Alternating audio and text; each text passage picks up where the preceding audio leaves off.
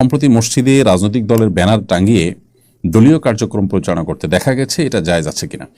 মসজিদে রাজনৈতিক দলের ব্যানার টানিয়ে সেখানে দলীয় কার্যক্রম পরিচালনা করা উচিত নয়। মসজিদের অসম্মান হয়, মসজিদের যে মর্যাদা আছে, গাম্ভীর্যতা আছে, সেটাতে কোনো প্রকার ছেদ পড়তে পারে এমন কোনো কাজ করা মসজিদের মধ্যে জায়েজ নয়। মসজিদের আদব, মসজিদের সম্মান, মসজিদের মর্যাদা রক্ষার সর্বোচ্চ চেষ্টা আমাদেরকে করতে হবে। ইসলামিক রাজনীতিও যদি হয়, সেটা যেহেতু একটা দলীয় রাজনীতি, ইসলামিক রাজনীতির নানা রকমের রূপরেখা আছে। আপনি একরকমের রাজনীতি করেন, আরেকজন আরেক রকম রাজনীতি করেন, এবং এগুলো নিয়ে ভিন্ন মত আছে। এগুলো যদি মসজিদে আলাদা ব্যানার টাঙিয়ে বা এগুলো কোনোভাবে যদি এইসব কার্যক্রম মসজিদে করা হয়, তাহলে সেক্ষেত্রে পাল্টাপাল্টি হওয়ার সমূহ আশঙ্কা আছে, যার ফলশ্রুতিতে মসজিদের যে মর্যাদা সেটা ক্ষুণ্ণ হবে। এই জায়গা থেকে এ ধরনের কার্যক্রম মসজিদে পরিচালনা করা উচিত নয়। তাছাড়া আপনি আজকে ইসলামী রাজনীতির কথা বলবেন, যারা ইসলামী রাজনীতি করছেন না, অন্য রাজনীতি করছেন, তারাও হয়তো একদিন মসজিদকে এই কাজের জন্য ব্যবহার করবেন। অতএব এটা করা উচিত হবে না।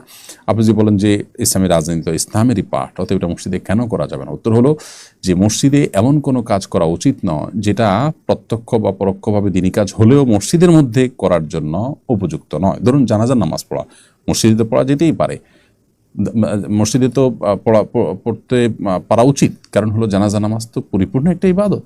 কিন্তু মসজিদে না করে লাশ বাহিরে রেখে জানাজা পড়ার নির্দেশনা ফুকায়ে কেরাম কেন দিয়েছেন? বিকজ মসজিদে থাকলে লাশ থেকে রক্ত, নাপাকি এগুলা পড়তে পারে, সব লাশ একরকম থাকবে না, পরিচ্ছন্ন থাকবে না। মসজিদের আদব বজায় রাখার প্রয়োজনে লাশ বাহিরে রেখে জানাজা পড়ার কথা বলা হয়েছে। তাহলে কোনো কাজ দিনী কাজ হলেই মসজিদে সেটা করতে হবে, নট নেসেসারি। এই জন্য পলিটিক্যাল কাজগুলো, কর্মসূচিগুলো, মিটিংগুলো মসজিদের মধ্যে না করাই মসজিদের আদবের সাথে সঙ্গতিপূর্ণ। এটা বর্তমান যে বাস্তবতা রয়েছে তার আলোকে।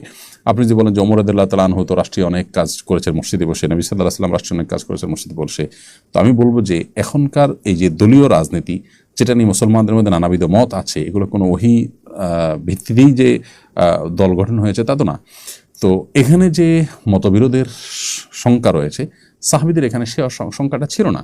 এরকম যদি কোনো পরিস্থিতি আসে যে রাষ্ট্রে ইসলামী হুকুমত, ইসলামী শরিয়া কায়েম হয়েছে, খেলাফত কায়েম হয়েছে, তাহলে মসজিদে বসে এই পলিটিক্যাল কাজগুলো করতে কোনো অসুবিধা নেই। এখন যেটা হয়েছে মুভমেন্ট, আপনার থিঙ্কিংটাকে আপনি সেখানে প্রচার করছেন, যেটার বিপরীতে আবার থিঙ্কিং আছে মানুষের, তো এখানে কনফ্লিক্টের একটা সম্ভাবনা থাকে।